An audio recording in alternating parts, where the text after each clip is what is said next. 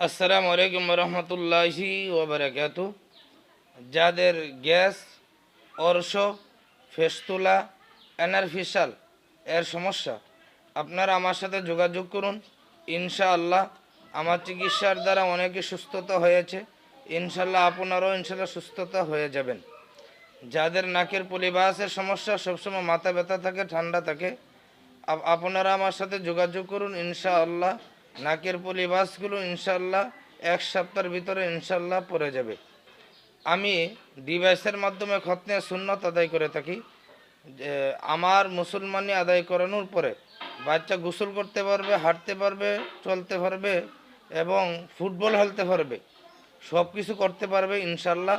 তার বিশ্রামের কোনো প্রয়োজন হবে না, বেন্টিস লাগবে না, সেলাই লাগবে না ইনশাআল্লাহ।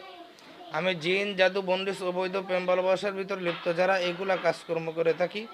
ইনশাল্লাহ আপনারা যারা আছেন, যারা রুগী, ইনশাল্লাহ আমার সাথে সরাসরি যোগাযোগ করবেন।